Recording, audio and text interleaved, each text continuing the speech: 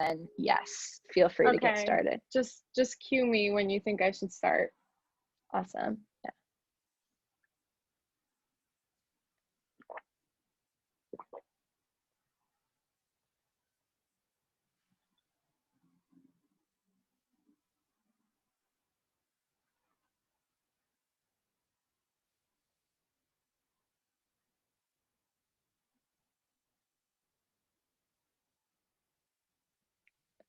Hey everyone, so we'll get started in about 20 seconds. We'll just let everyone trickle in for the next moment. We'll keep open the chat for until we get started. So if you want to just post where you're coming from, that'd be awesome, as we have a guest speaker who's from IBM who's going to chat a little bit about her journey.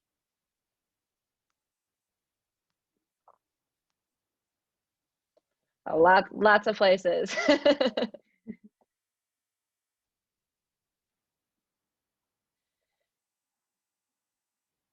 Cool. So we're very excited today to kick off today's lecture with, as I said, a guest speaker, Lauren from IBM. She's going to detail a little bit about her journey into quantum computing, as well as what she does at IBM. So Lauren, we'll kick it off to you.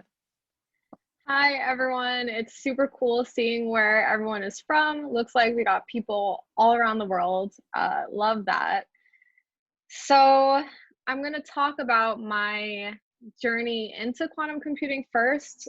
I think it's super easy when you look back to kind of connect the dots, but in the moment, you don't really know which moments are going to end up being really critical in your life.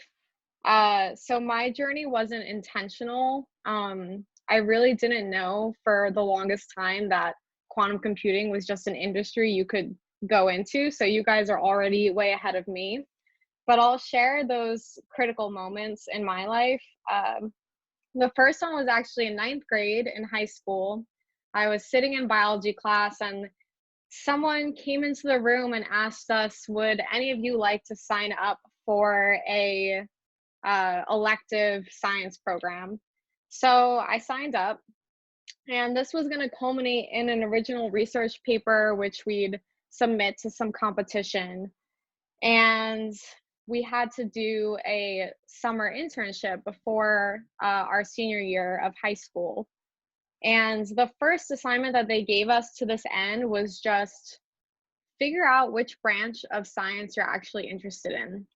So I did the crazy rabbit hole dive down Wikipedia, and I came across Schrodinger's cat and quantum entanglement, and I was like, this is the coolest thing. My heart was like pounding reading about this. Of course, I completely misunderstood these concepts. I was like, quantum entanglement, why aren't we using this for faster than light communication? I had no idea. But even as I've come to learn about it and learn about some of the reality of the limitations, it's still super intriguing. I still love it. So when I did my internship in high school for this project, I was ready to do some physics. I was like, here I go, gonna learn physics. But I was working with the Collider Accelerator department at Brookhaven National Lab, which is in New York. And they don't run the relativistic heavy ion collider in the summertime because it uses so much power and people are already using power for their ACs. So we use that time for analysis, which means writing code. So this was my introduction to software. I think by the end of the summer, I still barely understood C, but I went off to college and I thought, okay, physics is cool, computer science is cool. I couldn't really decide between them, so I ended up getting a double major just so I wouldn't have to decide. And a lot of people would ask, like, what are you going to do with these two majors? So my second critical moment was in my senior year of college, and a lot of my friends already had software engineering offers from their previous summer internships. And I was not sure if I had to go into grad school to continue with the physics track or if I should just get a software engineering job right out of college. So I went to some event hosted by the physics department about careers. And one thing they said offhand was go to the career center. So I went to the career center just to talk to an advisor. And I think we talked for 45 minutes, and most of it was really not even useful. But at the very end, she's like, let me show you how LinkedIn search works. And I'm thinking that I know how it works, but she just types in quantum, one of my interests, as a keyword, and searches on recent UC Berkeley grads.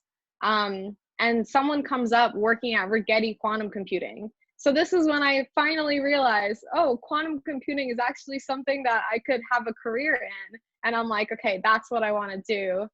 And this place was 2 miles down the road, really close by. So I ended up getting a job with them and started part-time before even graduating. So I went from what am I going to do with physics and computer science to suddenly everyone at my company had a background in physics and computer science. So it wasn't intentional, but I followed my interests. I found something at the intersection of two areas that I was really passionate in, and it worked out.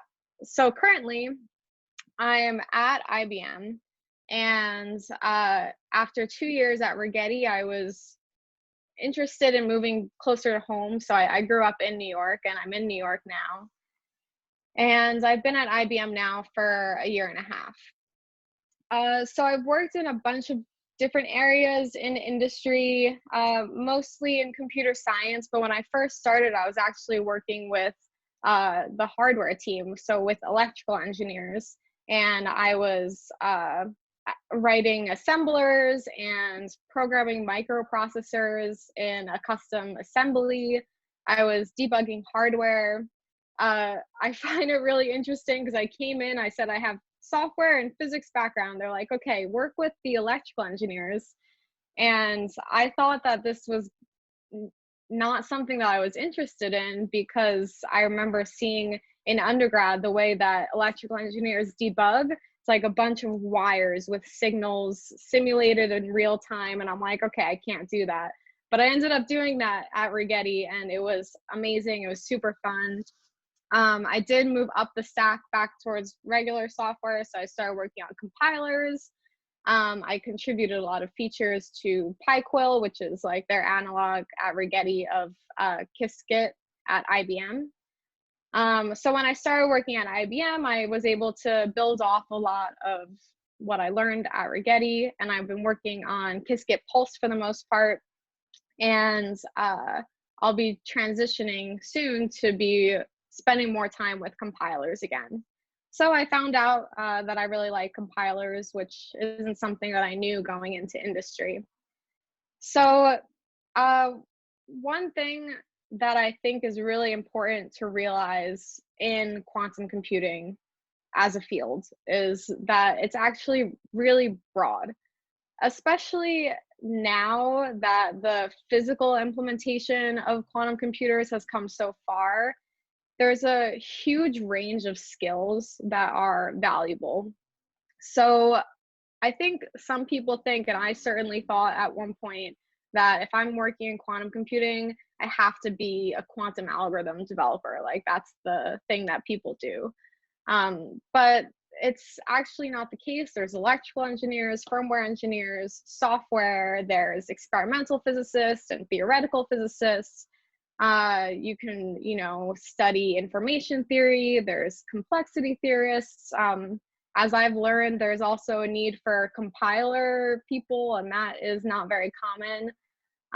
So it's not just quantum applications. There's really a lot of different ways that you can contribute. So my first main piece of advice, and it's like such a cliche because it's so true, is to follow what you're passionate about. And even if you know that you're passionate about quantum computing, which is better than I could say for a long time, don't forget how broad the field is. So take some time exploring. Is it quantum compilers that you're interested in? Is it quantum information? or do want to do work as an experimentalist. There's device design. It's so broad, and there's so many different skills that are valuable in the field. And that's one thing that I really enjoy about it, is because I get to learn a lot about different areas of science and math. So my other piece of advice, either if you're going into college or if you're in college, is to take advantage of the resources at your university. This is another thing you've probably already heard before. And by resources, I mean your professors and the grad students, because they're experts in their field. This is a chance to go to office hours, get to know them. If there's a professor that you like, or you like their research and you start talking to them, try to get a job with them in research. And if you're not excited to go to lab, then find something that you are excited about. Find a different area where you're excited to make a contribution in that research area. And lastly, since I'm a software engineer, I'm going to give specific advice for people who are at least willing to write code. No matter where you are, who you are, even if you're not in school at all, you can learn Git and you can learn GitHub and contribute to open source projects. You can just type into Google like quantum open source, and there's a list of like 100 different projects in lots of different categories that you can contribute to. And this is going to benefit you for a bunch of reasons. First of all, you're going to learn a lot. If you want to learn about quantum simulators, what a great way to learn, by just going and contributing something. Second, you learn about a company. So usually these open source projects are associated with IBM or with Rigetti or Penny Lane, or really any company. And you can see if you like their code. Maybe you want to work for them. If you do start contributing and you like the way that they run things, then that group is going to get to know you, and you can build connections, and that could potentially lead to something. And even if you decide, or even if it doesn't lead to something with that company, having a project like that, showing, especially if it's a decently sized thing with enough scope, that looks amazing on a resume. It's a great talking point. You can show and prove to people your exact worth. So I think that it really opens a lot of doors. Thanks, everyone. Thanks so much, Lauren. We really, really appreciate it, and all of the amazing words of wisdom. And with that said, we'll kick it off to Fran to get us started on probability and the introduction to math for quantum computing. All right. Thanks again, Lauren. That was really great. Great to hear from you. And I will start broadcasting my screen, so we can start lecture. All right, everyone. So as sort of promised last lecture, this will be our concluding lesson on our general introduction to mathematics series. We've walked you through linear algebra, complex numbers, and so today the last sort of big unit we're going to focus on is intro to probability. And at the end, we're going to start diving into mathematics for quantum, which is really excited. It'll be the first time we start seeing all of these math concepts in a direct quantum computing context and frame. But with that, let's get started with probability. Of course, we have our disclaimer. Make sure you're not sharing these materials outside of the scope of the course. All right. So today's lecture, we have quite a bit of content on the end of probability. We're going to start off by justifying why probability is important and talking about what it's used for. We're then going to do a quick crash course on set notation, which is the form of mathematics we use to talk about probability. Then we're going to introduce the probabilistic model, the fundamental axioms of probability, properties of probability laws, discrete random variables, probability mass functions, expectation and variance, and conclude with the law of large numbers. So a lot of really, really cool concepts, and I personally really love probability.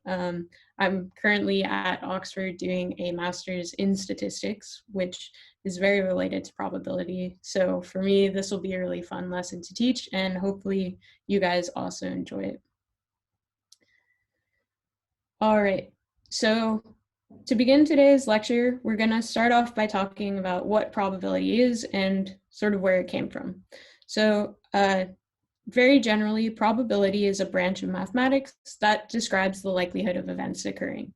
And an interesting historical note is that probability was actually originally developed to describe gambling. There were a lot of mathematicians, specifically Girolamo Cardano, who was an Italian Renaissance polymath. He did everything from physics to math to biology to chemistry, astrology, astronomy, physics, writing. But he was particularly known to be short of money, and he would earn money for himself by gambling. But given that he was a mathematician, he actually came up with a set of mathematics, which he would use to systematically try and describe what the likelihood was of seeing certain outcomes in gambling. And he actually wrote a book, which was the first systematic treatment of probability, that was used to kind of just describe the game of dice tossing. And he, in creating all of this mathematics, actually found a few very effective cheating methods in all of these games that helped him win back some money. So it's a bit of a fun history. And nowadays, probability is pretty ubiquitous. So although you might not be aware that it is directly probability, we talk about probability in all sorts of settings. For those of you who are recently following the US election, there was a lot of discussion of polling and statistics to try and predict who would be the president. But even on a day-to-day basis, of course, we have examples of probability in gambling and cards, but also every time you check your phone to see what the weather will be tomorrow, you'll see that it doesn't say tomorrow it's going to be foggy or it's going to be sunny, but instead it'll give you a percentage saying how likely it is that it will be sunny or it will be foggy or it will rain. In sports as well, we often try to predict what the likelihood is that a certain team will win or that a player might score in a match. And then, of course, most relevant to this class is in the domain of quantum physics. It turns out that in quantum computing, the process of measuring quantum states is inherently probabilistic. So we can ask what the probability is that a quantum state will collapse to either the 0 or 1 state when we measure it. And hopefully by the end of this class today, this will begin to make a bit more sense. But we have to begin by defining the basics of probability. And so in my last slide, kind of motivating why we're going to spend today's class focused on probability, I actually wanted to take a brief tangent and talk about a research project that I worked on and was actually the project that really introduced me to the field. So when I started off at my lab at MIT, I was given the task of improving our group's implementation of quantum state tomography. Now, you guys might be wondering, what is quantum state tomography? That sounds like a bunch of fancy terms, but in essence, it's really simple. So we have a quantum computer in which we're working really hard to fabricate really quality qubits that we can apply gates to, and which can create all of these quantum states. However, at the end of the day, when we perform a measurement, we either will see a 0 or 1 outcome for each bit, and we'll get a classical bit distribution. Now, each time we measure it, our quantum states can probabilistically collapse 2, 0, or 1. So quantum state tomography is essentially the process of working backwards. So looking at the distribution of classical bit states that we measure and working backwards to try and infer what the underlying quantum state is in our quantum computer.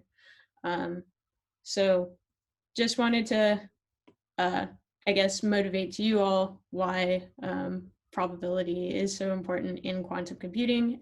And for me, it holds a very special place in that it was how I was first really introduced to quantum computing and started learning about everything.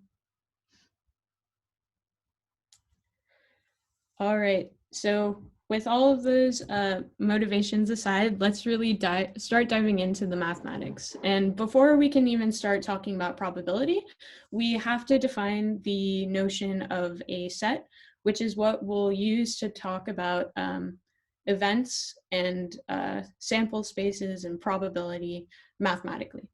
So a set is simply a collection of distinct objects, which can be considered an object in its own right.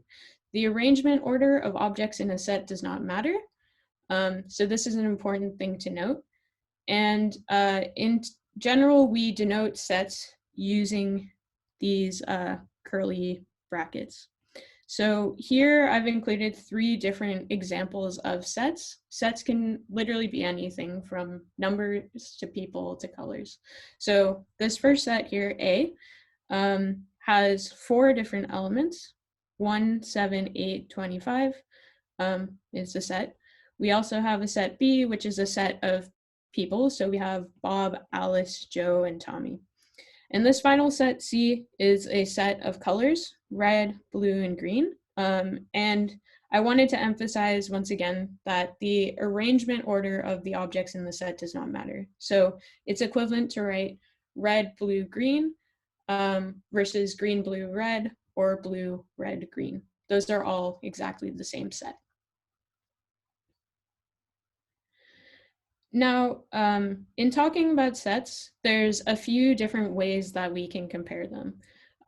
There's a notion of subset, equal, and superset. So let's start off with subset. When we say that a set is a subset of another set, it basically means that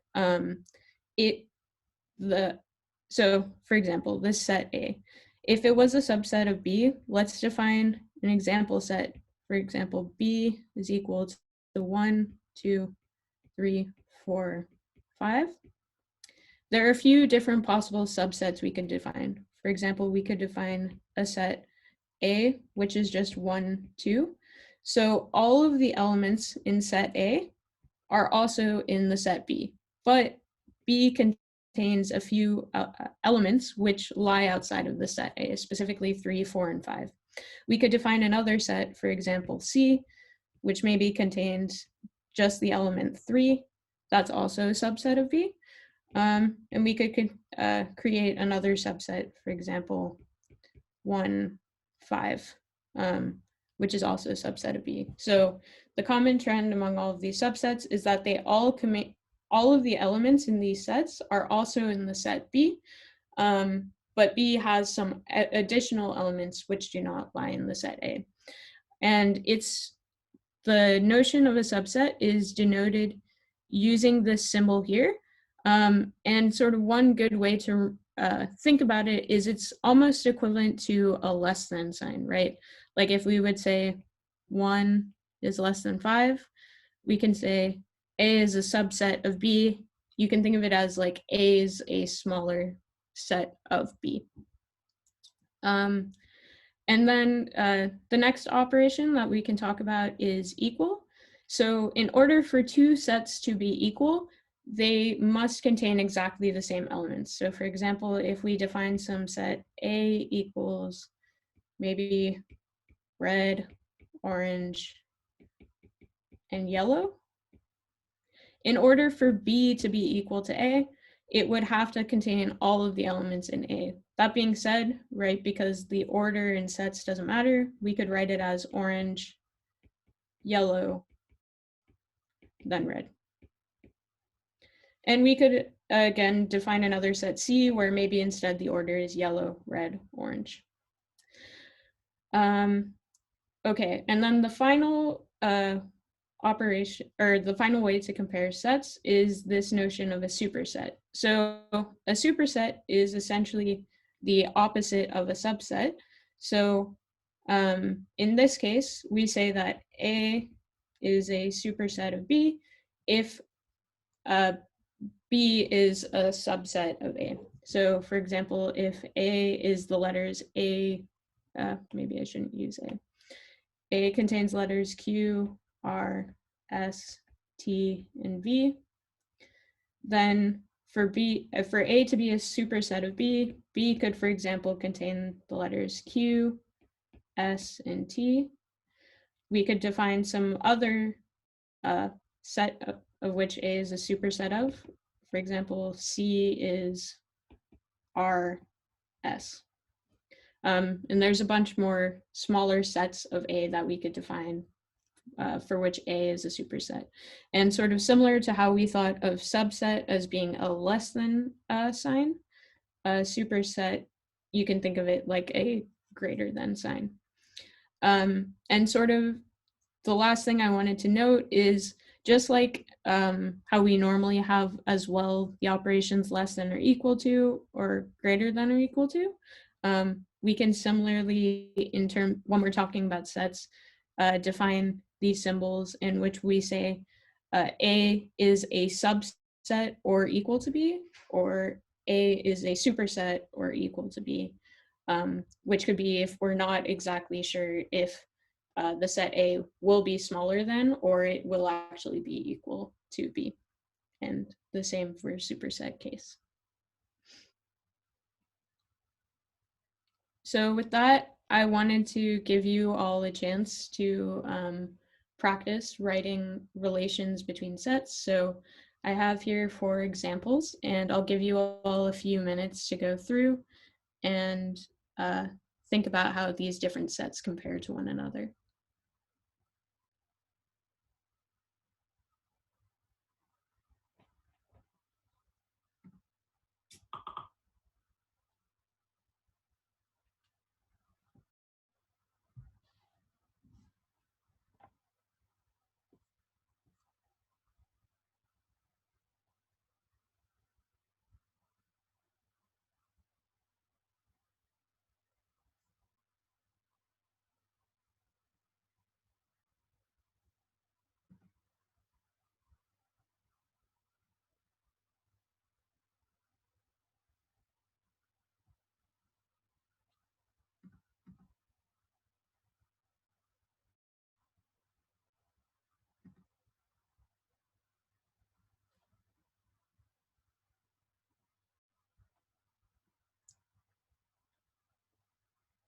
All right. So hopefully you all had a chance to work through these, and they made sense, but we'll work through the answers now.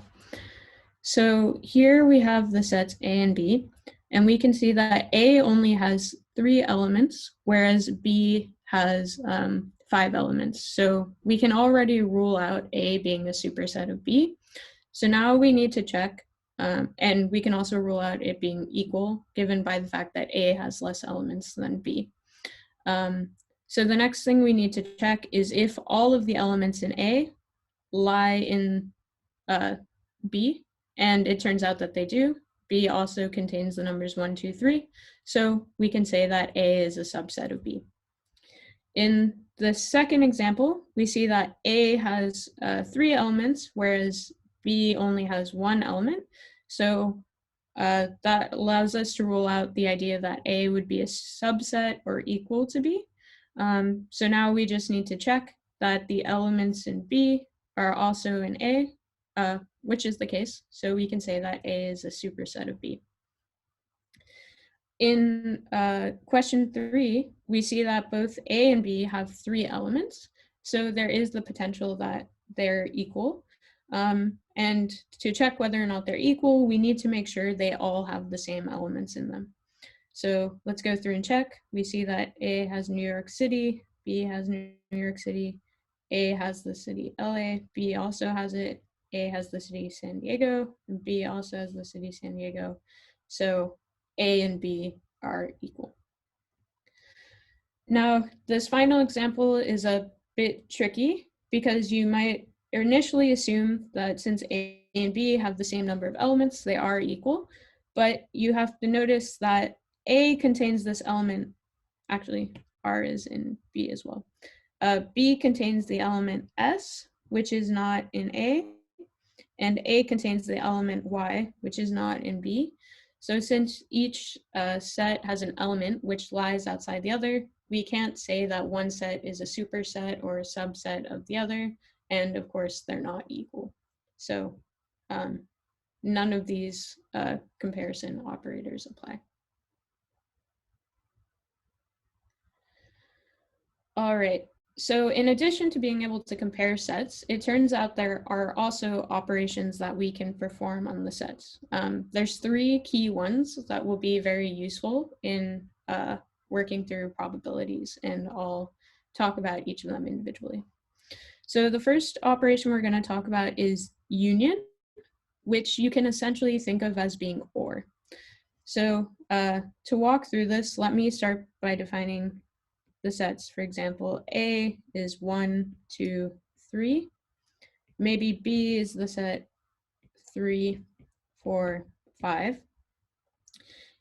Union allows us to create a set C, which essentially contains a combination of all of the distinct elements in A and all of the distinct elements in B.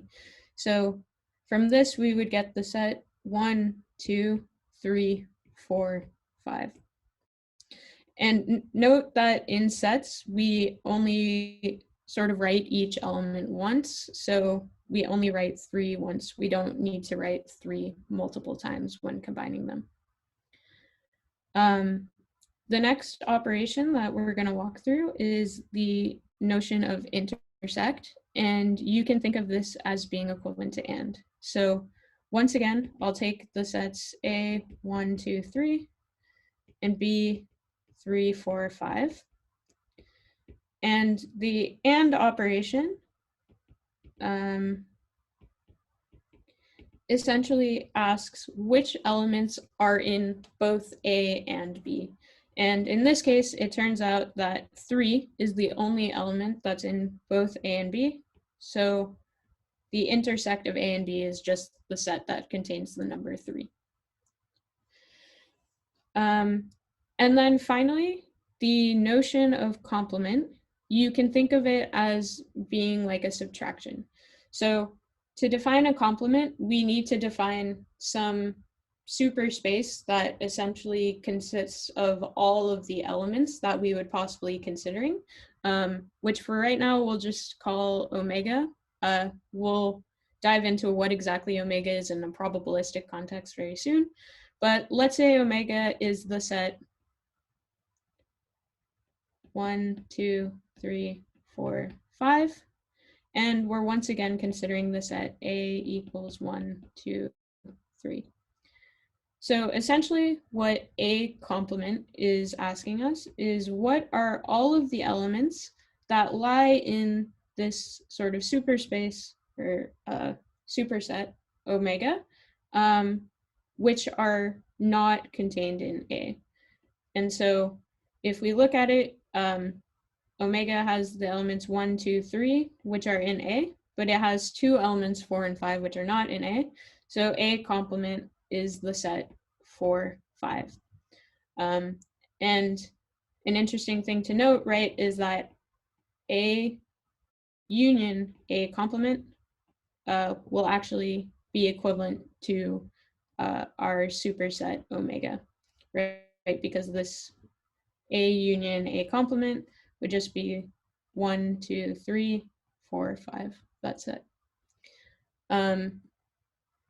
So hopefully these were all intuitive. I think for me personally, the main thing that I would often find confusing was trying to remember actually for the different symbols, which of these would correspond to union or, and which would correspond to intersect. And so one trick that I would use when I was first learning how to work with sets was thinking that when you see a U symbol, this U is like the U in union. So if you see an upside down U, that corresponds to intersect.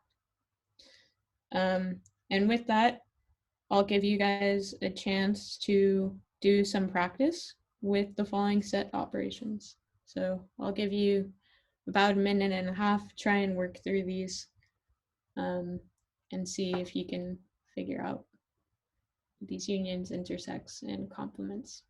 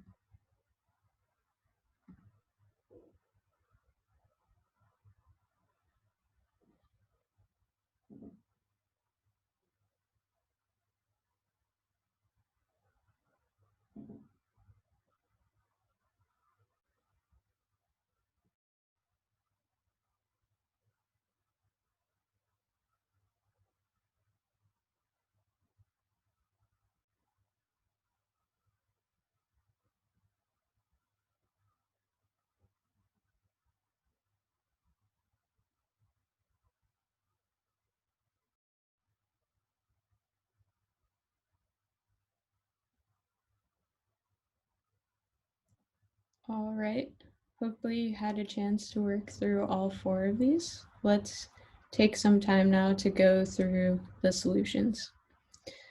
So these were actually a bit tricky in the sense that there was a lot of overlap between the sets. So in problem 1, I asked you to take the union of set A and B, but it turns out that since A is actually a subset of B, right, all of the elements of A are also contained in B, the union was kind of redundant in that it just gave us back the set of elements which were already in B. So it turns out that the union was just the set B.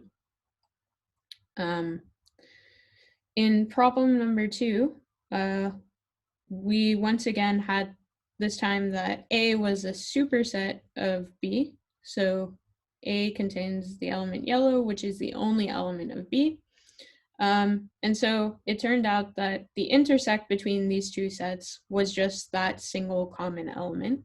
So A intersect B just once again turned out to be the set B, which is just yellow.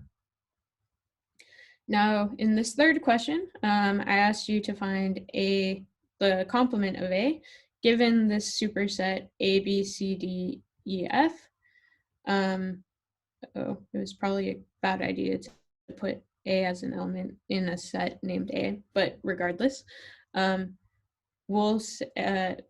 A complement, right, should contain all of the elements that lie in this superset omega, which are not contained in the set A. And so we see that in set A, we have the elements A, B, C, which are the first 3 elements of omega. So that leaves us with these final 3 elements, D, E, F, which comprise A complement. Now, the final example was a bit tricky. We started putting together both our intersect and our union. So I asked you to take first the intersect of A and, oops, I think I flipped my order around when writing the solution. That's okay. So I guess this would be if you were solving instead for A union B intersect C, but I can just quickly go through and write out the solution for what I actually asked you guys, which was A intersect B union C. So for A intersect B union C, we'll start off by taking the intersect of A and B. So to do so, we'll try and look for all of the common elements in the sets A and B. And we see that the 2 common elements, right, are 3 and 4. So A also contains these elements 1 and 2, which aren't in B, and B contains 5 and 6, which aren't in A. So we disregard those, and we get that our intersect is just 3, 4. And then we'll want to take the union with the set C, which contains the elements 1, 5, 8, 9. And remember, union is just combining all of the elements in those sets. So we see that these two sets have no elements in common. So their union is just going to be a list out of all of these different elements. So we get 1, 3, 4, 5, 8, 9. Hopefully that's intuitive. And I think that is everything we needed to know about sets in order to move to the really exciting part of today's lecture, which is probability. And in order to start talking about probability, we're going to have to introduce this notion of the probabilistic model. So this is how we mathematically describe the unknown situations that we hope to encapsulate when working with probability. And there are two key components to a probabilistic model. The first is a sample space, and the second is a probability law. And here you can see a figure I made, which shows the connection between all of the different elements in a probabilistic model. And we'll work through what exactly each of these different components mean. So to start off, we'll talk about the notion of a sample space. And basically, all a sample space is the set of possible outcomes in an experiment. So in probability, we usually have this notion of an experiment, which is kind of the question or thing we're doing that we would like to know more about or predict the likelihood of. So for example, our experiment could be flipping a coin and trying to predict whether it'll land heads or tails. It could be rolling a 6-sided die and trying to determine whether we'll see a 1, 2, 3, 4, 5, or 6. And the sample space is just our way of keeping track of all of the different possible outcomes we could ever expect to see in our experiment. So in this case, where we have an experiment with 3 different possible outcomes, events A, B, and C, we would denote that mathematically using the set notation, where we say our sample space, omega, is the set of events A, B, and C. And so now we'll go through the examples I just talked about and describe their sample spaces. So the first example was that of a coin toss. So for those of you who aren't from the United States and maybe aren't as familiar with American currency, when we flip a coin, we usually say the side that has George Washington's face on it is the heads. And the side that has the eagle on it is the tails. So our sample space is essentially just these 2 possible outcomes, either heads or tails. Those are the sides that our coins can land on. Of course, there could be some like crack in the road and the coin could land sideways and be both heads and tails, but we'll just ignore that for now and assume that that doesn't happen. Okay, so then the next question I wanted to pose is, what if instead of just tossing 1 coin, we actually toss 2 coins? What are all of the different possibilities we could see? So in order to create this state space, we need to account for the fact that our first coin could land either heads or tails, and our second coin could also land with either heads or tails. So ultimately, we'll get 4 different possible combinations. We'll get first, we could have both the coins landing heads. We could get the case in which both the coins land tails, or we could get the case in which our first coin lands heads, our second coin lands tails, or our first coin lands tails and our second coin lands heads. And those are different outcomes. So for fun, I also just wanted to throw in an example of the quantum case, right, in which we're measuring a single qubit. So remember, a qubit in the quantum state can be in a superposition of both 0 and 1, but as soon as we measure it, it collapses to either 0 or 1. So in this case, our sample space would be the states 0 and 1. There's 2 different possible outcomes. So that was just a fun example, but now I want you all to go through and tell me what the sample space is of a 6-sided die toss.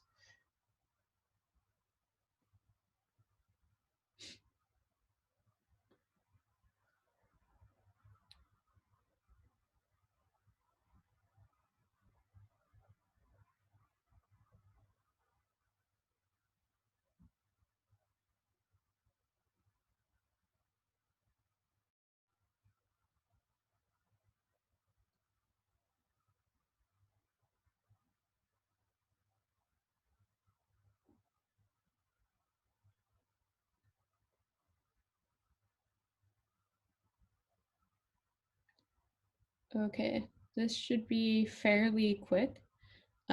So I'll go through the solution now. So for a 6-sided die toss, right, there are 6 different sides that the die can land on. There's the side with just 1 dot on it, 2 dots, 3 dots, 4 dots, 5 dots, and 6 dots. And so each of these are different possible outcomes of our experiment in rolling the die. So we say that our sample space omega is the set of number of dots 1, 2, 3, 4, 5, and 6. All right, and with that, I just wanted to talk about a few of the properties of our sample space. The first is that the elements of our sample space must be distinct and mutually exclusive, meaning that 2 events cannot occur simultaneously, so that when an experiment is carried out, there's a unique outcome. So this example here, I show you a Venn diagram in which we have a set of students who speak French and a set of students who speak Spanish. And as you can see, there are these 2 students in the middle which speak both French and Spanish. And so if we were trying to, for example, ask who the set of Spanish speakers are in our class, if we said through Alice and Joe in the Spanish speaker pool, that would mean then later, if we asked who the French speakers are in the class, we would be excluding Alice and Joe, and sort of vice versa. So in this case, these 2 events aren't mutually exclusive. And the way we kind of deal with that is by thinking of Alice and Joe as their own event of both French and Spanish speakers.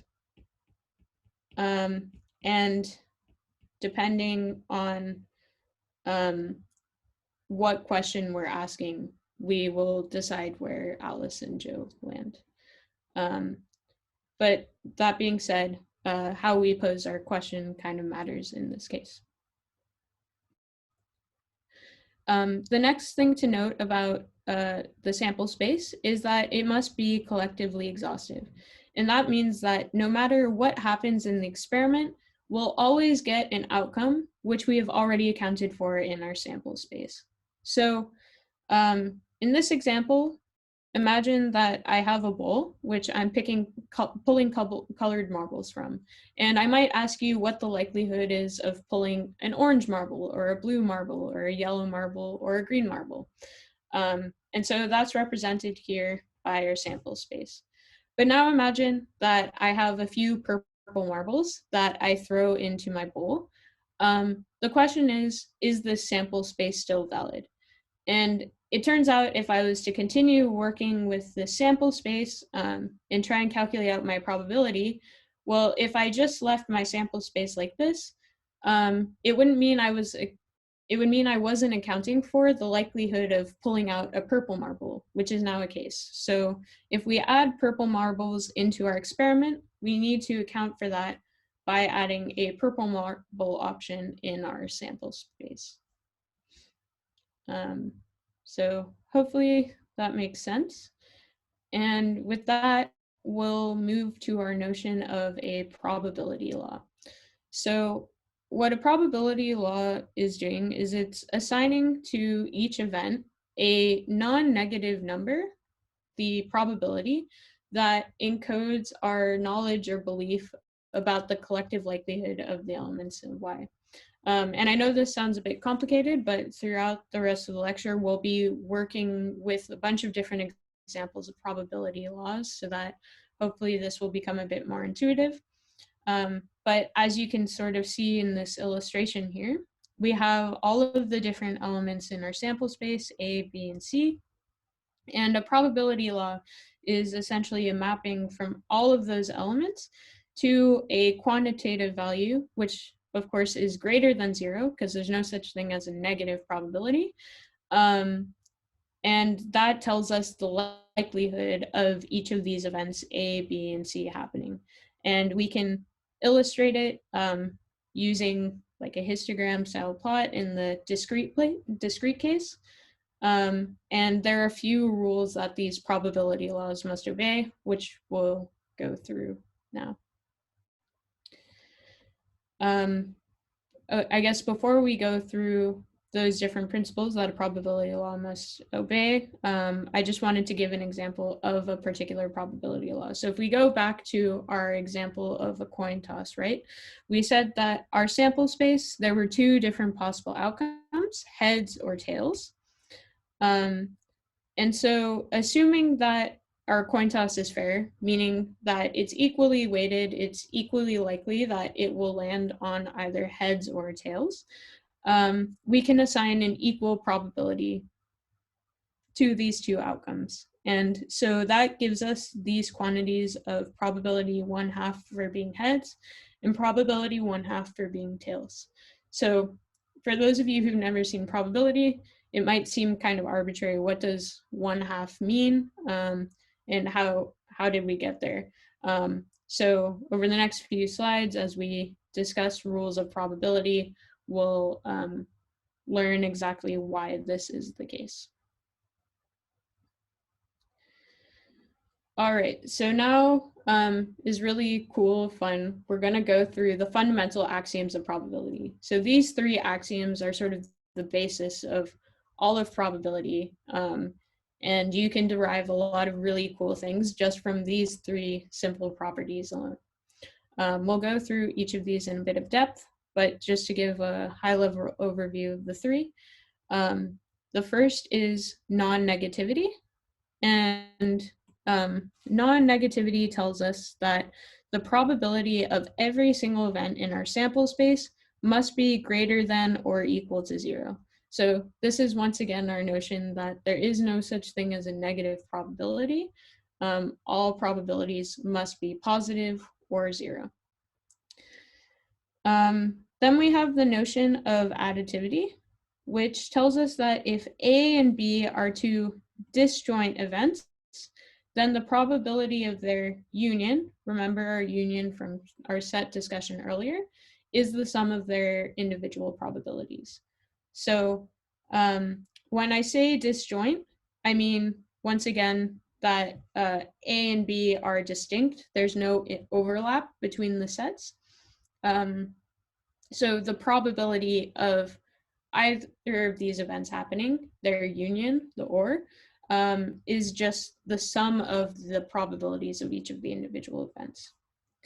And the final axiom that we're going to discuss is normalization, which essentially says that the probability of the entire sample space omega is equal to 1. And this has a lot of really important implications, including that the sum of the probability of every single event in your sample space must sum to 1. So these are really, really cool, important properties, and now we'll discuss them in a bit of depth. So for non-negativity, this is essentially a rule that you just have to take for granted and believe. I guess the one thing that I really wanted to mention here, which is kind of a preface for some of the math that's later to come, and when we start incorporating complex numbers into our discussion, is that in quantum computing, you have a notion of a probability amplitude, which can be a complex number. And if you are not careful about doing your math and stuff, you could end up getting that a probability should be negative. But I really want you guys to stop and think, no, this is impossible. We can't ever have a negative probability. So my sort of keynote for non-negativity is there is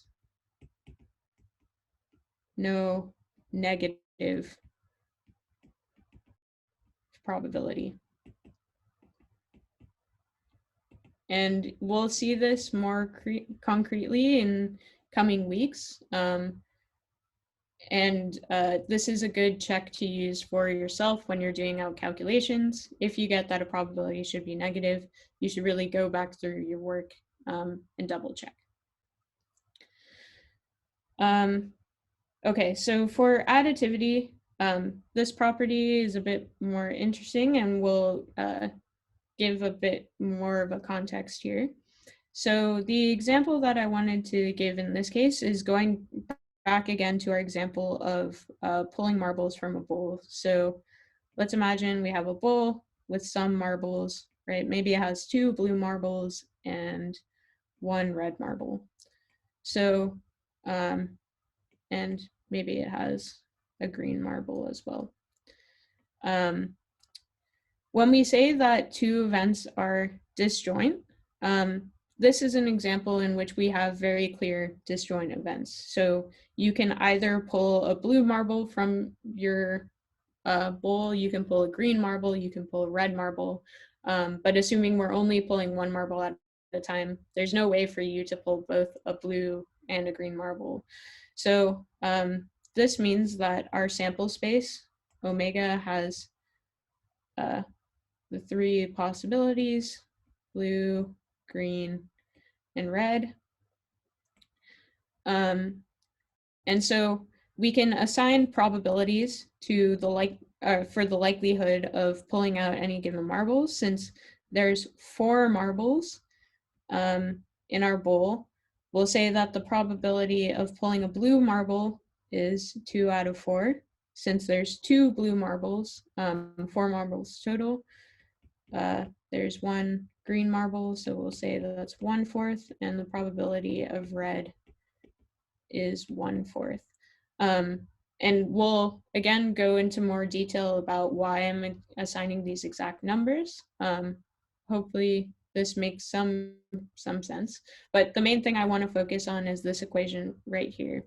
So assuming even that you were just given these probabilities, you can actually calculate out the probability that you pull either a blue or a green marble, or you pull a red or a green marble, as follows. So for example, say we're interested in the case that we pull either a blue marble or a green marble.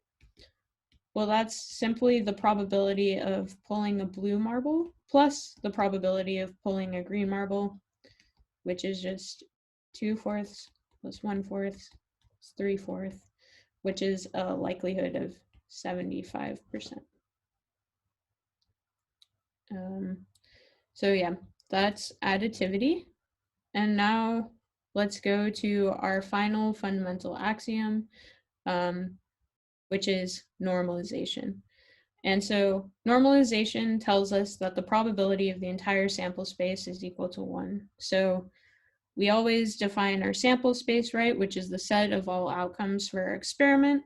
And usually this is divided into different possible events, maybe A, B, C, D, E, and F.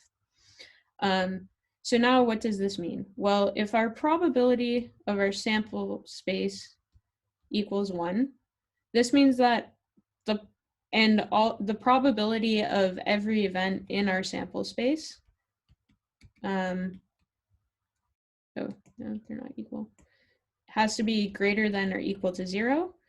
Well, and if all of these are disjoint, right? So taking our past 2 properties, so probability of A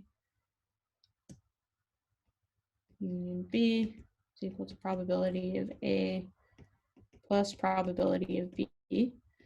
Well, if there's only these 6 possible elements in our set, then that means that the probability of omega is the probability of A plus the probability of B plus the probability of C plus probability of D plus the probability of E plus the probability of F, and all of these have to sum to 1, then that also means that the probability of any of these events has to be less than or equal to 1. So we've now put a bound on the probability of every event in our sample space. It has to be between 0 and 1. This is important to note, and we'll have some slides on it later on. But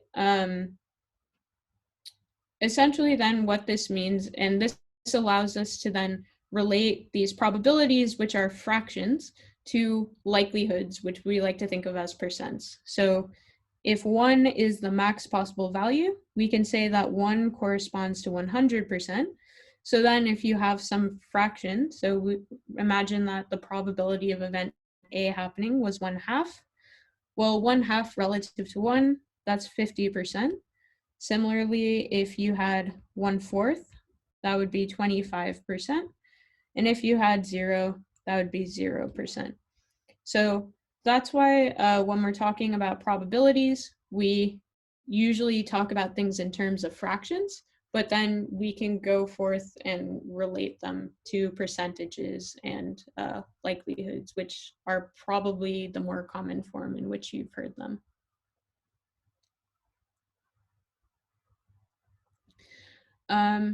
And since it is sort of hard to create questions about these fundamental axioms, I wanted to just take some time now to work through with you guys some important properties of probability laws that we can actually derive directly from these fundamental axioms. So the first is the probability of the empty set. So the empty set is basically just the set that we denote using this essentially circle with a slash through, which contains no elements in it. And we want to figure out what the probability is of this event. So we'll start off with our normalization property, which tells us that the probability of our sample space is equal to 1. Now, if we take the probability of omega union the empty set, we can then use our additivity rule to say that this is equivalent to the probability of omega plus the probability of the empty set, right?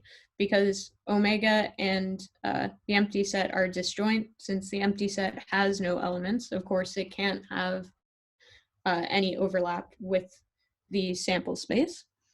And since we know that the probability of omega is 1, this gives us 1 plus the probability of the empty set is equal to 1, right? So this means that the probability of the empty set must be equal to 0, which makes sense, right? The probability of no outcome sort of, or no event is 0. For every experiment, we expect one of the elements of our sample space, each of those corresponding to experiment outcomes, to occur. The next important rule that we can derive is the complement rule, and this one has a really cool proof. We kind of hinted at this before, but once again, we'll be starting again with our normalization rule, which tells us that the probability of our sample space is equal to 1. And now remember that if we have some sample space omega with some event A in it, right? A complement is all of the elements in our set omega, which are not in A. And so we know that omega is equal to A union A complement. Now, furthermore, since there are no common elements between the set A and A complement, this means that we can apply our additivity rule. So we get that this is the probability of A plus the probability of A complement,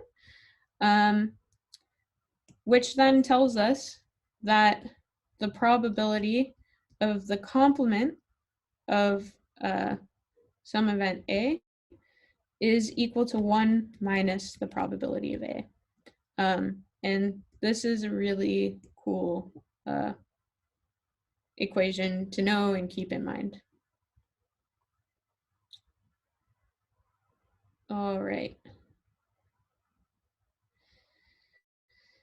And so I once again just wanted to reiterate, right, that every event in our sample space has a probability of occurring, which lies between the values 0 and 1. And all of the elements in our sample space, their probabilities must sum to 1. And we actually already saw this when we were describing our example of the coin, right? I didn't tell you why originally, but we attributed to the probability of heads a value of 1/2, and we attributed to the probability of tails a value of 1/2.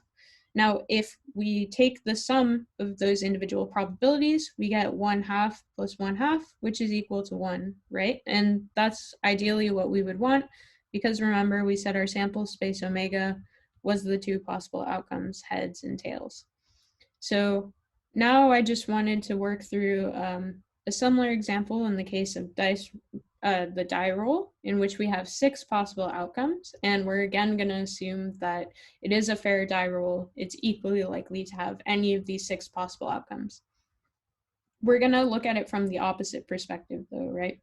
So we know our sample space has to have probability equal to 1, and we have 6 possible events. So the question I want to pose to you then is, if we know each of these 6 events must have equal probability, what value should we assign to each of those individual probabilities? So we can say probability of 1 plus probability of 2 plus probability of 3 plus probability of 4 plus probability of 5 plus probability of 6. The sum of all of those must be equal to 1, right? And we know that probability of 1 has to equal probability of 2, equal probability of 3, so forth, equals probability of 6, which then means that we say 1 is equal to 6 times, for example, just the probability of 1. So that means probability of 1 is equal to 1/6.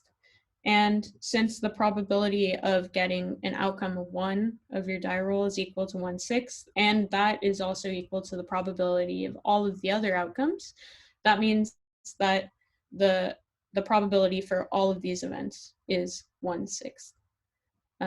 So that's just looking at things from the opposite perspective. And with that, we were able to come up with the probability law for a 6-sided die roll, which is pretty cool.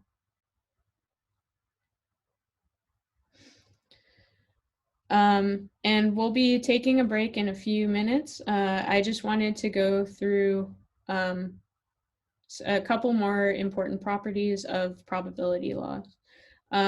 So this is going back to thinking about our set notation. So we have our sample space, which is our set, which contains all possible events. But now imagine we have in it two possible collections of events, A and B. It's important to note that if A is a subset of B, so if A is a subset of B, then this means that the probability of A will be less than the probability of B.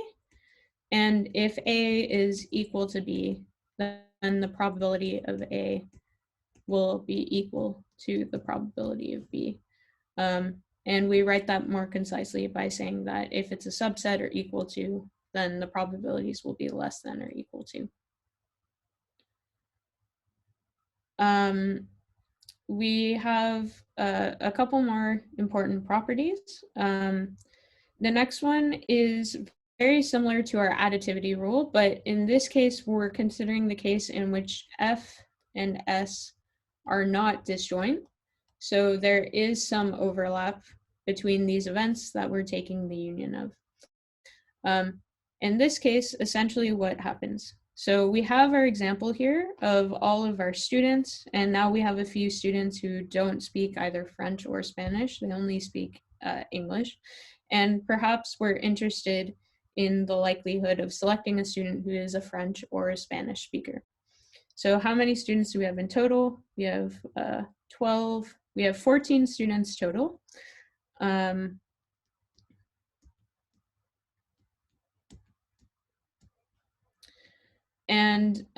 we would like to calculate the probability of pulling a French or Spanish speaker.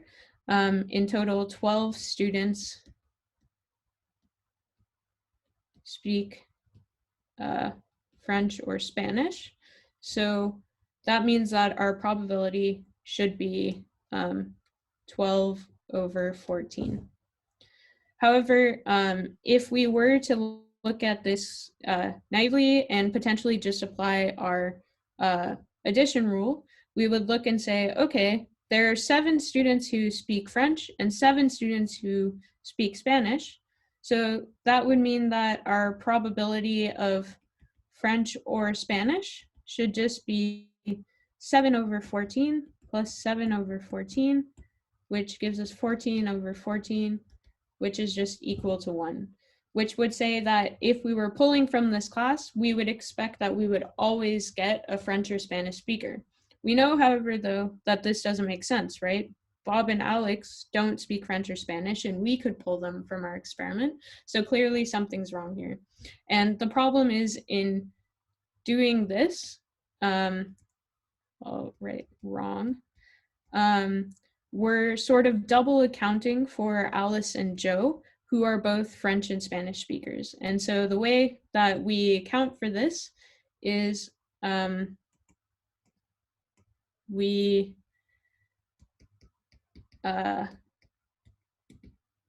can still use our 7 over 14 plus 7 over 14, but then we need to account for the fact that we double counted Alice and Joe by subtracting their probability back out again. And since there are 2 students out of 14, we get 14 minus 2 over 14, which is equal to 12 over 14, which was the probability we had originally hoped for. So hopefully this is intuitive, but there's actually also another way that we could think about this, right? Instead of double counting for Alice and Joe and then subtracting them out, we could be even more clever from the beginning and just not double count Alice and Joe at all. And so that's essentially what this rule is telling us. So in this case, we'd say, what's the probability of a French speaker? So that's all of the students that lie in this set, of which there's 7. So that would be 7 over 14 plus, and then we're taking the intersect of all of the students that are an F complement.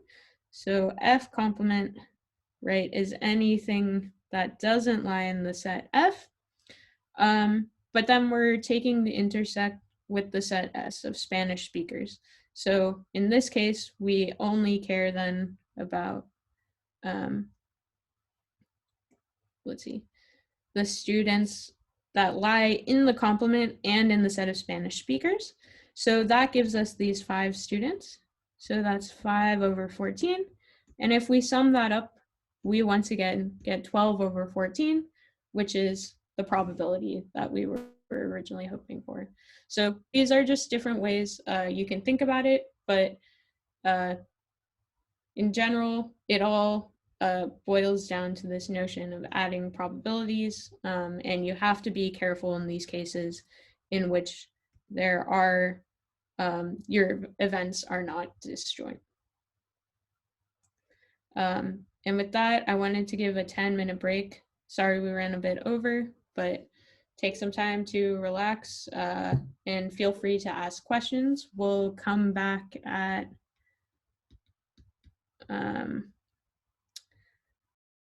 what time is it right now? On the East Coast, it would be 5:16, so we'll go until 5:26 p.m. EST. And it's 3:17, So it'll go until 3:26. Oh, okay. Sorry, my time zones are off. It's okay.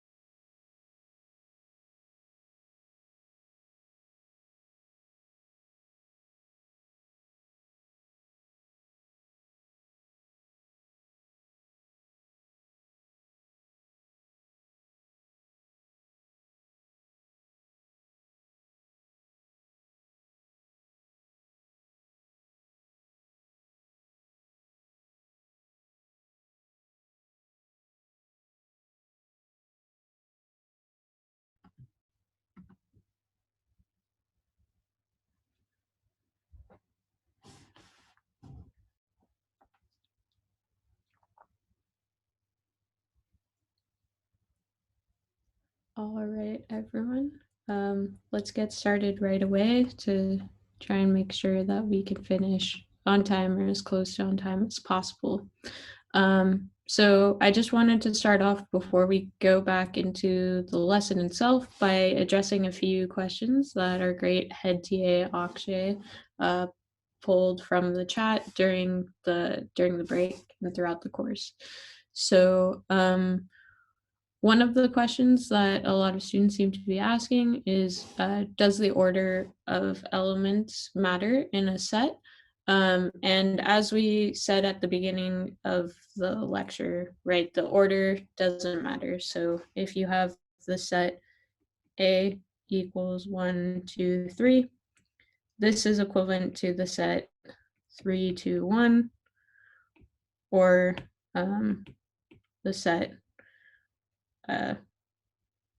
3, 1, 2, and so forth, right?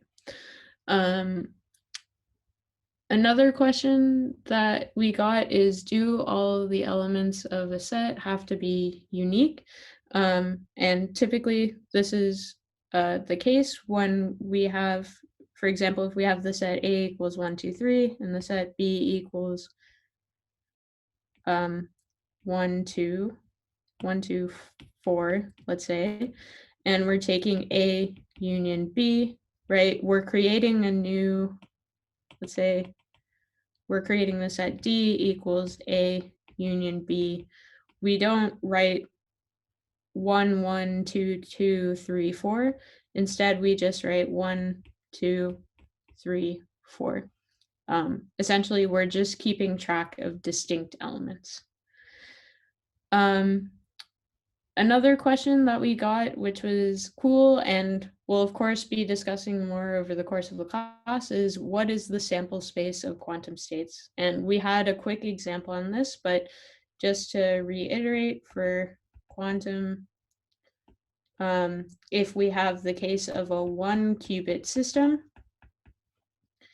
we can think of our sample space as being the two possible classical bit outcomes, which we write with this fancy notation, but it essentially just means the states 0 and 1. So if we have a quantum state, which is in a superposition, and we perform a measurement on it, this is the sample space of possible event outcomes. And then another really good question we got asked is, if the probability of an event is 0, why is it in the sample space? So in principle, when you're creating a sample space, if the probability of an event is 0, you can choose to leave it out.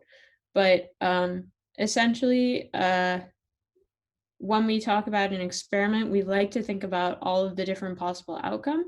And if it is, it's very rare that a probability is actually 0. In essence, it will usually have a really, really, really small probability, but so small that it will never happen. And so you can think of it as well as your sample space essentially contains every possible event, but all of the random events that would never happen, we're just attributing to a probability of 0. So when we create our sample space, we're narrowing our scope to the set of event outcomes that we really care about. So if you have an event with a probability equal to 0, you might include it in your sample space, still to emphasize that it is an event that someone might think would happen, but it actually just does have a probability of 0. But that's a good question. And that starts going a bit more into like philosophy of probability and more advanced probability concepts, which we're not going to have time to go over in this class, unfortunately. So with that, I wanted to hop back into the main lecture material. And I guess I wanted to preface this by saying that those of you who have already taken some probability in high school have probably already seen a lot of what we just discussed. Maybe you learned some new notation with the sets discussion. But now I think is when we get into the really fun stuff that people usually only see in college. And so now we're going to start discussing the notion of a random variable. And in my opinion, this is one of the biggest misnomers in all of mathematics. Although it is called a random variable, it is actually a function. And so let me just start off by defining what it is. So frequently when we have probabilistic models, the outcomes are numerical. So for example, you might have an instrument reading in the lab that we want to predict the probability that we'll get 1 volt or 3 volts or 10 volts. You could have stock prices. So what's the probability that tomorrow Google's stock is worth $100 versus $50, given that today it was maybe $70? So those have numerical quantities, and when we write them in our sample space, they're already numbers. However, in other cases, the outcomes of the experiment directly might not be numerical, but might have an associated numerical value, right? So for example, if we're talking about the case in which we want to maybe predict the likelihood of selecting a student who is 5'6" from our class, we'll have a sample space of students, for example, Bob, Alice, and Joe. And the likelihood of selecting our sample space would be Alice, Bob, and Joe, each of the students in our class. But what we really care about is, in fact, their height. So we'll define a random variable, which is a function that essentially assigns to each possible outcome of the experiment a numerical value. In the example I just gave of our class and trying to predict their height, the random variable would tell us that Alice is 5'3", Joe is 5'7", and Bob is 6'1", maybe. And so this is the random variable mapping. And kind of to make it more generally intuitive, you can see here I created this diagram in which we have our experiment, which once again has 3 possible event outcomes, A, B, and C, which are not necessarily numeric. They could be different people, maybe different colors, different locations. And then our random variable is a mapping which takes us from each of those event outcomes, which are non-numeric, to the real line, which is just the number line, and associates them with a numeric quantity. And we'll see why when we discuss expectation and variance, this becomes useful. So here are some more examples of random variables. So the first example is sort of similar to our discussion of height. In this case, rather than being interested in the height, we might be interested in the age of different family members. So if we're interested in the age of different family members, we say that our sample space consists of 3 family members, Joe, Sam, and Alice. And in selecting each of these family members, we're pulling one example F. So if Joe is our family member that we pull out, our random variable X, so we denote random variables with capital letters usually, takes us then to a numerical value. So Joe is 10 years old, Sam is 30 years old, and Alice is 32 years old. So if in running our experiment, we do select Joe as our family member, instead of thinking of Joe as Joe, we'll associate him with his age, which is 10. Now, let's consider another experiment. Suppose that we're betting on a coin flip. You and I are, and I say, you will win $1 if I flip this coin and it lands head, whereas you'll have to pay me $1 if it lands tails. In this case, our random variable y will take the 2 outcomes of the coin flip. So we have our sample space, which was heads and tails, and it'll associate each of those with a numerical quantity, which in this case is plus or minus 1. So that's our random variable y. And so I really wanted to emphasize again that even though it's called a random variable, it's actually a function. I don't know why it was named a random variable. My probability teacher at MIT really liked to emphasize this, and hopefully to get it across to all of you, these memes will really hit it home. But yeah, a random variable is a mapping from our sample space to the set of real numbers.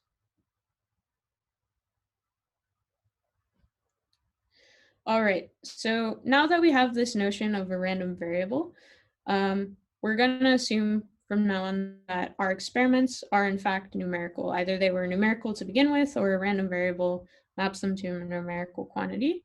And we can say that every random variable has an associated probability mass function. So in thinking back to our original diagram where we had a sample space and a probability law, this probability mass function is sort of the mathematical encoding of our probability law. And so this probability mass function gives a probability to each of a probability of each numerical value that a random variable can take. So for each outcome, which is an independent numerical quantity of the random variable, it attributes with it one of our non-negative probability values between 0 and 1. And the probability mass function, if you've heard of a probability distribution, it's how we write that out mathematically. So usually when you think of a probability distribution, you have a nice plot that looks like this, whereas the probability mass function is like a written out form of all of the different quantities that our random variable can take.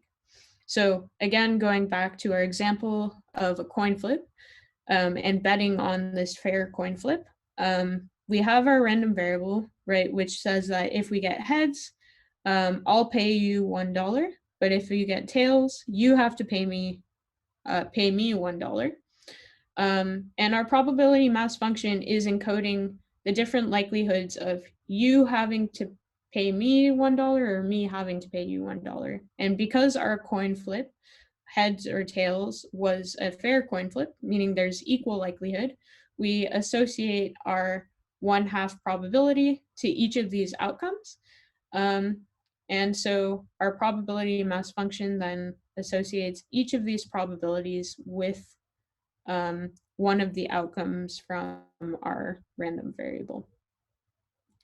And so as you can see here, we have our probability distribution plotted out, and there's the two possible outcomes. 1, -1 are plotted on the x-axis as being the outcomes for our random variable, whereas on the y-axis, we've plotted the probability of each of these events happening.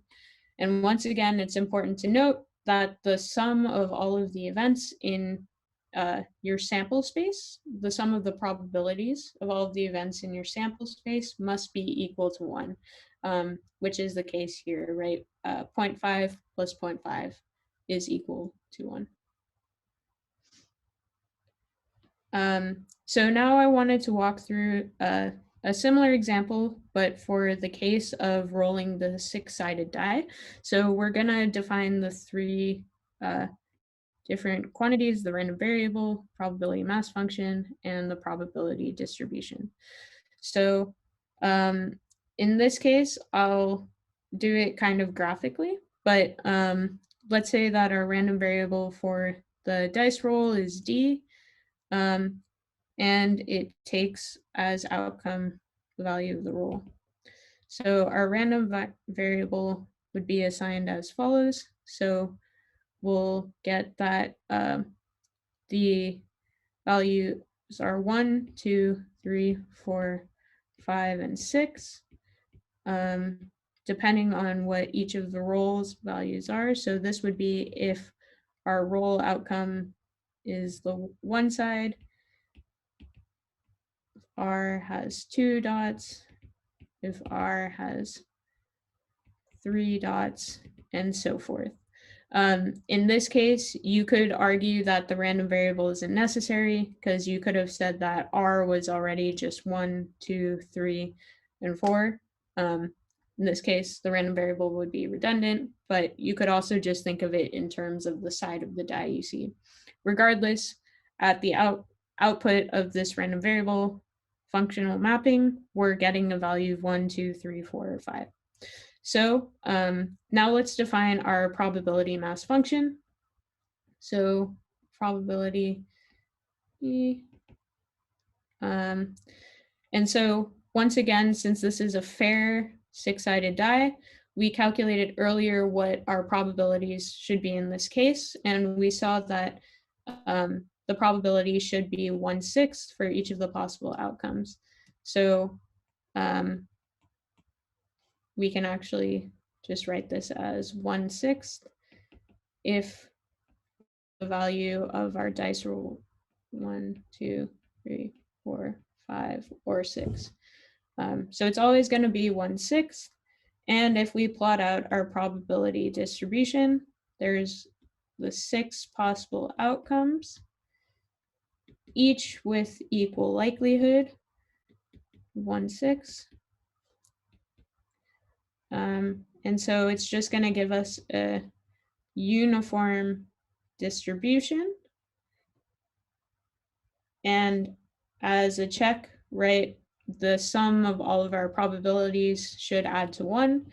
1/6 times 6 is equal to 1. The probability of our sample space is equal to 1. That all looks good. Let's see. For the sake of time, I probably won't go into this example, but it's sort of a very similar case. Your random variable, actually, I'll go through it because I think it is a useful example. So in this case, we're trying to pull marbles from our bowl, and there's a few different colors, and we want to predict the likelihood of pulling an orange versus a blue versus a green versus a yellow marble. So we'll start off by defining our sample space, right, which is the colors of the different marbles. So we have blue, green, yellow, and orange. Now we can say, let's say our random variable is attributed to maybe the amount of money you would win for pulling a blue versus a green versus a yellow versus an orange marble. So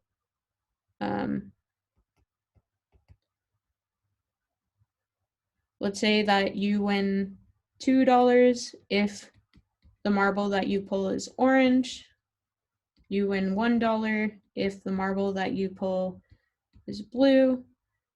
You win no money if it's yellow, and you lose $1 if it's green. So this would be our random variable mapping.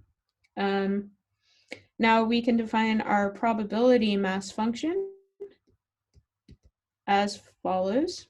So for each of the different values of m, we have m equals 2, m equals 1, m equals 0, m equals -1, which correspond to pulling each of the different colors out. We can assign a probability of it happening. So in the case of winning $2, we'll win $2 if our marble is orange, and we know that there's 1, 2, 3, 4, 5, 6, 7, 8, 9, 10 marbles in total, of which 2 are orange, so we can assign probability 2 out of 10 of pulling an orange marble. Then for getting paid $1, we know that we'll get paid $1 if we pull a blue marble. So, and there's 3 blue marbles, so we'll say that's 3 out of 10. For winning no money, that's yellow, also 3 out of 10. And then finally, for losing a dollar, we know that we lose a dollar if we pull a green marble, which is 2 out of 10. And again, just as a quick check, let's make sure that our probabilities in our probability mass function all sum to 1, which we want to happen, right? Because our probability mass function to cover the probabilities of all of the events in our sample space. So we have 2/10 plus 3/10 plus 3/10 plus 2/10. That's equal to 10 out of 10, which is equal to 1. So we did a good job assigning our probabilities.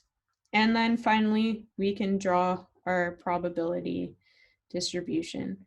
So plotting the different possible outcomes of our random variable, how much money we're going to get paid versus the probability of it happening when we pull the marbles from the bowl. And so we'll see that for -1, we have 2/10. For 0, we have probability 3/10. For 1, we have probability 3/10. And for 2, we have probability 2/10. So hopefully that's clear, and you guys should get more practice of this on your problem set. But for now, let's move on to defining the notion of expectation. So expectation is a really important quantity associated with a random variable. In essence, it's the weighted average of the possible values that a random variable can take. And this weighting happens in proportion to the probabilities of each of the different possible outcomes. So it's sometimes referred to as the mean of a random variable or the center of gravity of the PMF. When I say center of gravity, essentially what I mean is if you think of this probability distribution as like a seesaw, you're weighing it on the board, it's sort of the spot. So in this case, for this distribution we have here, it would be right in the middle, right? If we were thinking this as a seesaw and we were to try and balance it, we would put our seesaw, actually, that is not true in this case, but it would be the spot where we would need to put our stabilization point such that our seesaw would balance out. So the last thing I wanted to note about the expectation is that it's also a linear combination. So thinking back to our discussion last week when we introduced linear combinations for vectors, in this case, it is a linear combination in the sense that we are summing together the different possible outcomes and weighting them by their probability. So you can think of the probability coefficients as being the scalar multipliers, and then the different possible random variable outcomes as the sort of set of items that we're multiplying by and then adding together. So let's go through sort of an example of this. If we think back to our example of betting on a dice roll, right, we had the two different possibilities. You would earn $1 with probability 1/2. And then, so this is our PMF, right? And then you would lose $1 also with probability of 1/2. So if we were to take the expectation of the random variable x, which has this PMF, that would be 1/2 times +1 plus 1/2 times -1, which would give us 1/2 minus 1/2 equal to 0. So essentially what this expectation is telling us that in the case that we're betting on a coin flip, right, and we're trying to think about it in the long term. If I was to repeatedly flip this coin and have you pay me $1 every time it lands tails, and I paid you $1 every time it landed heads, we'd find that if we did this for a large number of times, on average, we would expect that I would gain $0 or you would gain $0. It would cancel out. So this is a really neat quantity.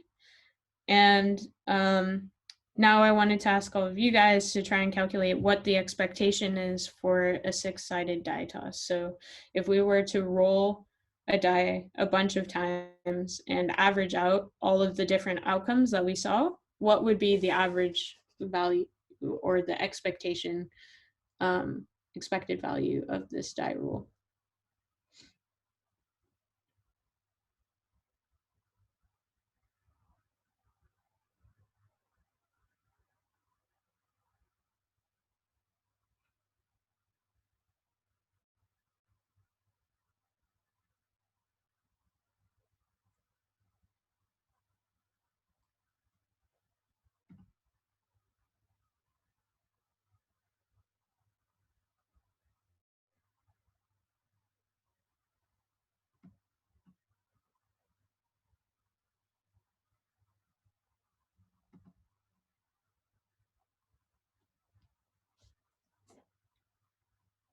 All right. So hopefully you had a chance to work that out. Let's look through the solution. So in this case, when we have the expectation of a 6-sided die roll, we essentially are multiplying the probability of each of the different outcomes by the value of that outcome. So in this case, remember that we have equal probability of landing on any of the 6 sides of the die. And we were saying that we would earn an amount of dollars proportional to the quantity on the die roll. So this basically gives us the result you see here. So we have 1/6 being multiplied by each of the possible outcomes. And if we add that out, we find that on average, we would expect to earn $3.50. So if I were to roll a single die, you would expect to earn $3.50. But of course, the actual outcome of the probability roll can only be a single quantity, and 3.5 isn't even, in fact, a possible quantity that can be rolled, right? There's no notion of 1/2 in a die roll. But this is just saying if you were to do it multiple times and take an average over it, this would be the amount of money you would expect to earn. And so the final important property of these random variables is this quantity of variance. And so the variance is, instead of taking the expected value of the random variable, just the random variable x, you take the expected value of this modification of the random variable, so x minus its mean and all of that squared. And essentially what this is doing is it's providing a measure of the dispersion of x about its mean. So just to kind of illustrate the idea, if you had a distribution that was really narrow and looked like this, it would have a smaller variance than a distribution that was really wide. So the variance is kind of quantifying the width of your distribution and all of the different possible quantities over which it's spread. So I think we have an example. Let's see, what's the example? So we have an example of a 6-sided die toss. So I'll work through again the example of betting on the coin flip. So there's a few different ways to write out this equation. And again, you'll have some practice with each of them on the experiment. In the case of the coin flip, I think it's easiest to work with this equation here. Essentially, we're still looking at the probability of each of the outcomes, but instead of multiplying by the value of the outcome, we're multiplying by this modified value. in the case in which we were talking about betting on the coin flip, remember that our expectation of x was actually equal to 0. Right, we calculated that out before. So essentially our value is just going to be x squared. So now if we're calculating the variance of x, that will simply just be the value of 1/2. So 1/2 was our probability of getting -1, but now we have to square it plus the probability of you winning $1, also squared.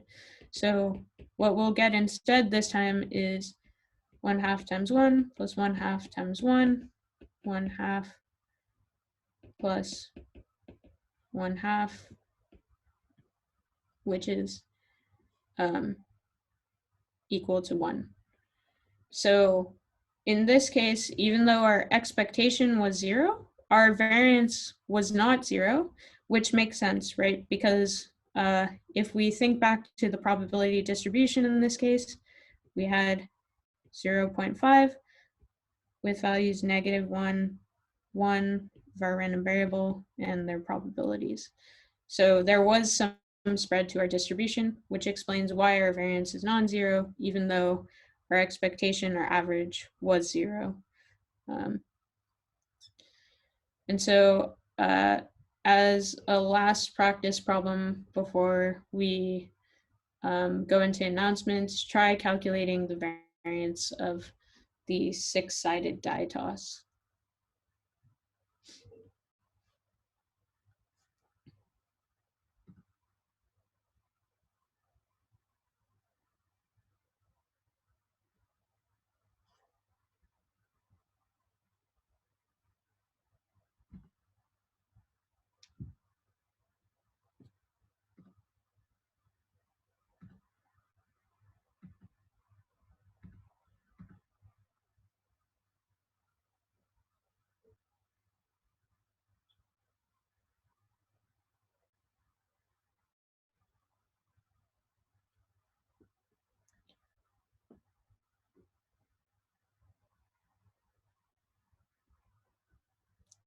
So I know this one has quite a bit more math to work out than the other case because our expectation, remember, for the 6-sided die toss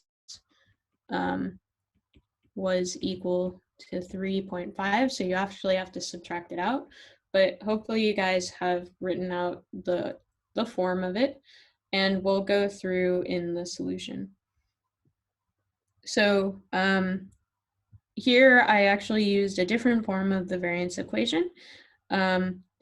In this case, I was looking at the expectation of the random variable squared. So the random variable squared is just each of the outcomes squared. So instead of doing 1 plus 2 plus 3 plus 4, we take each of their individual squares. But of course, the probability still remains the same. So each of them got multiplied by 1/6. And then from this sum, we just subtracted out the expectation of x, which was 3.5, right? But then we have to square that. And so you can just calculate that out, and you get that the variance is 2.92. Now, some of you might be wondering, going back to this original slide, where all of these different expressions come from and why they're all equivalent. This is something that you can derive out, and I would recommend you all to look into it if you get the chance. We just don't have the time to discuss it, and the derivation is a little bit involved. It's not too hard though, so if you are curious, I would recommend you look it up. You can find it easily on Wikipedia or a page like that. So if you are curious, look it up, but otherwise, those are all the different equations you should need to know to be able to calculate expectation and variance, which will be very important quantities we will calculate a lot when describing quantum mechanics and energy and all of that. But I will potentially let Kira come in with announcements for anyone who might have to leave. Awesome. Can we flip to the announcements page? Is that possible? Yes. Thanks.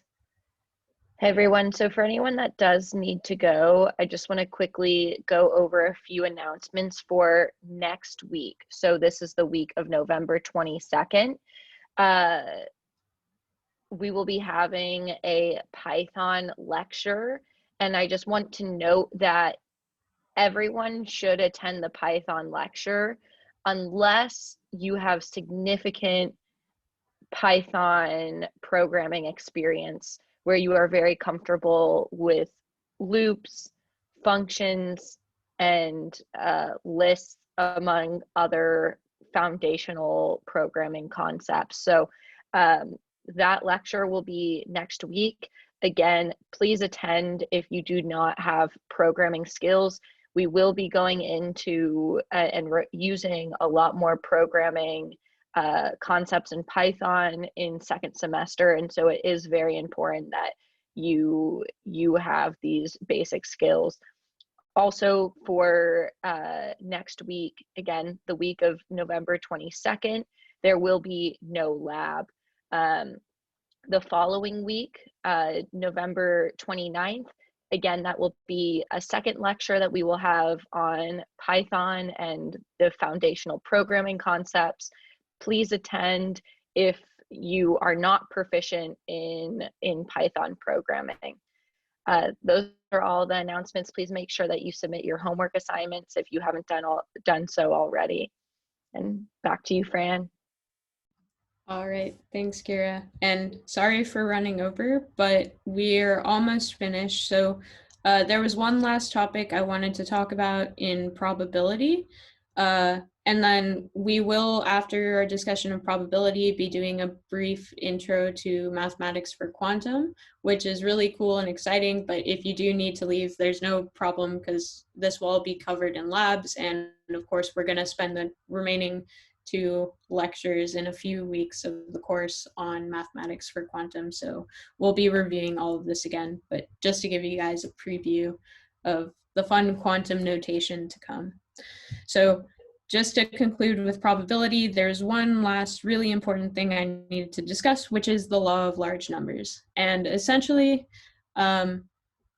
this is a really important idea in probability, which tells us that the average of a large number of trials should be close to the expected value of our probability distribution, and will tend to become closer as to the expected value as the number of trials increases. So this is saying, for example, if we are flipping a coin, right, in any given coin flip, although I say that there's a 50% chance of it landing heads or 50% chance of it landing tails, I will either get a head or a tail, right? So this means that if I do an odd number of coin flips, I can never have an equal number of heads or tails, right? For even numbers, I could, but it could be that I get really unlucky and maybe in some sequence of coin tosses, I get all heads for a while and then I get all tails for a while.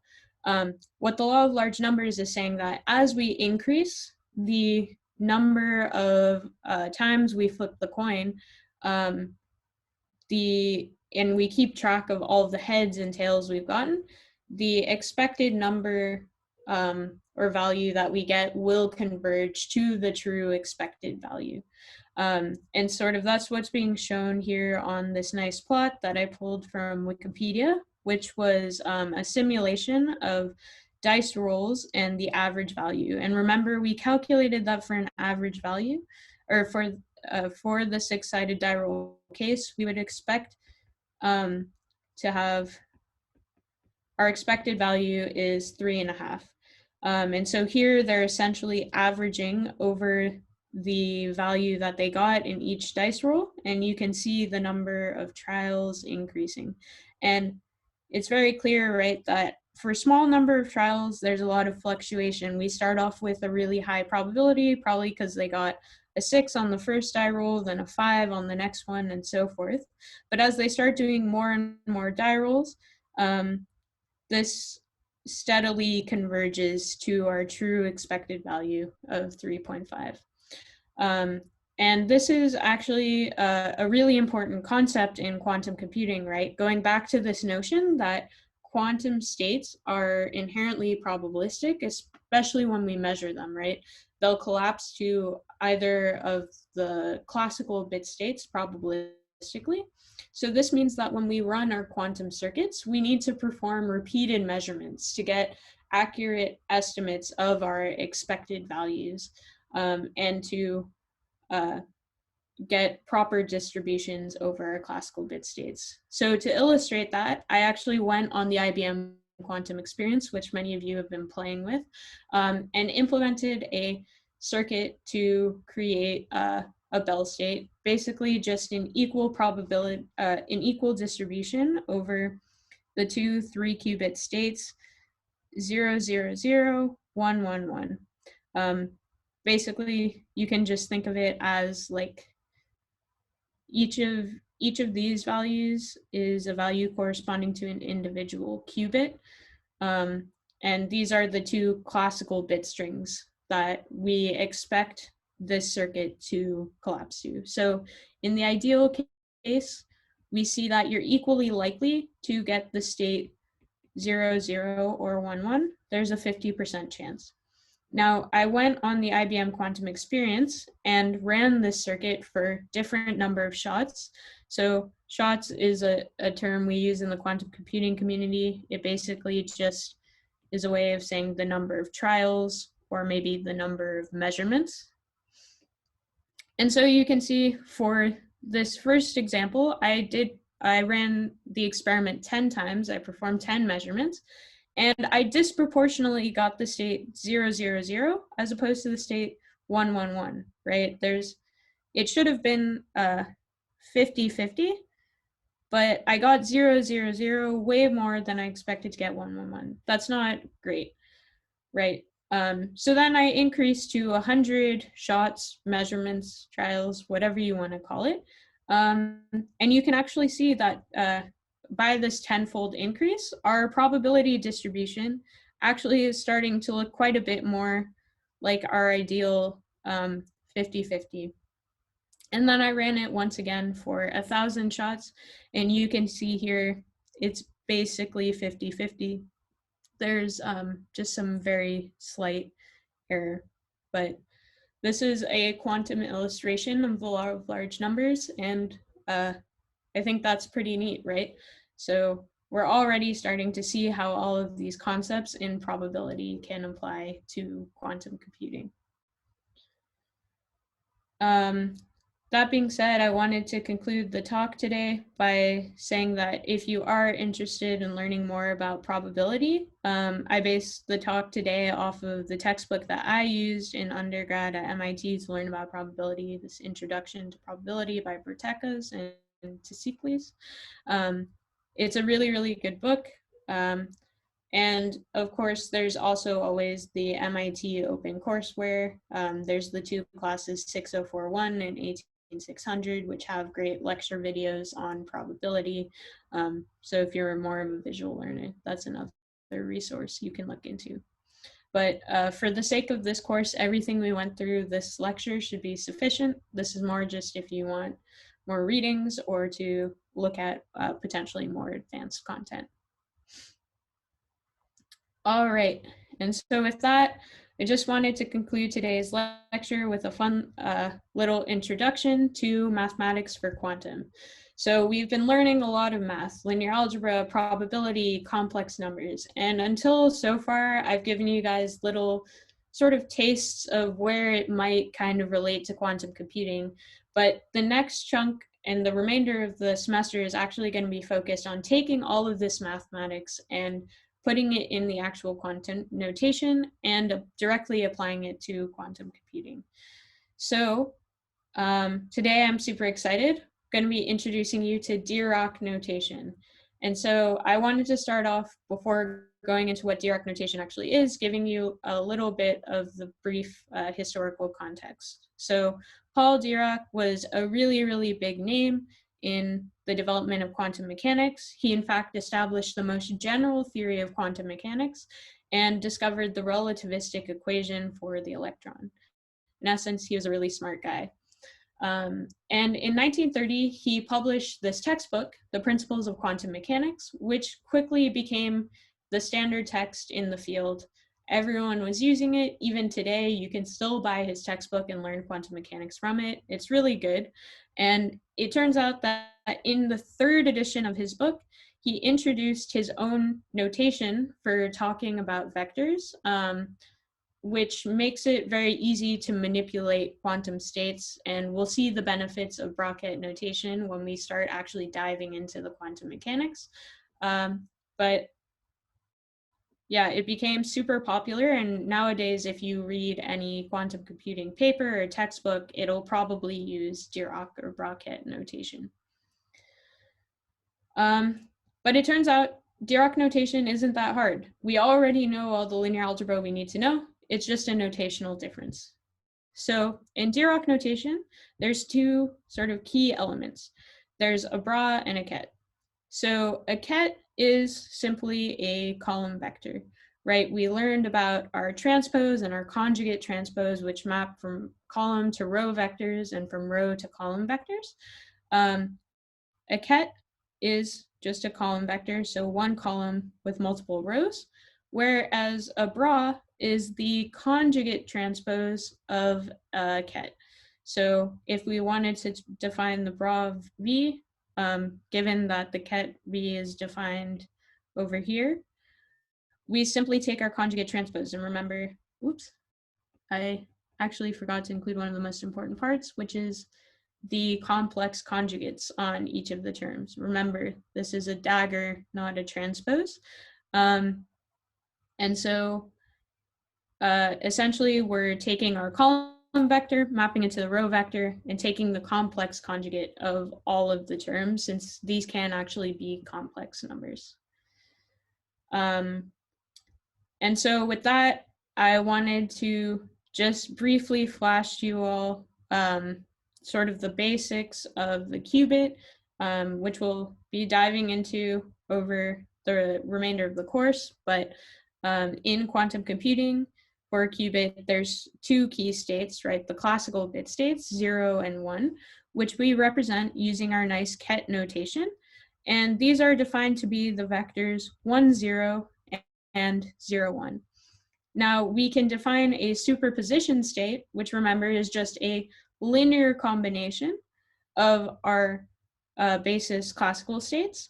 And so using our definitions of the 0 and 1 states, which if you're thinking about it from a physics perspective are the ground or excited state,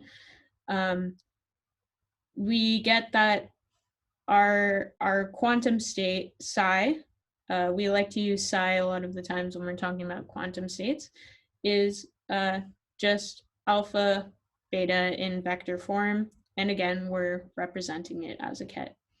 Now, to tie everything back into our discussion of probability today, alpha and beta are not just any numbers. It turns out that they're probability amplitudes. And now you might be wondering what a probability amplitude is. Essentially, it is a number that when you take sort of the absolute value square, or in the case of imaginary numbers, it would be alpha star alpha, beta star beta. So it's kind of like the square root of the probability. In the case of imaginary numbers, you have to be a bit careful when you're taking complex conjugates and all of that. But essentially, then this gives us a constraint on the possible values of alpha and beta, right?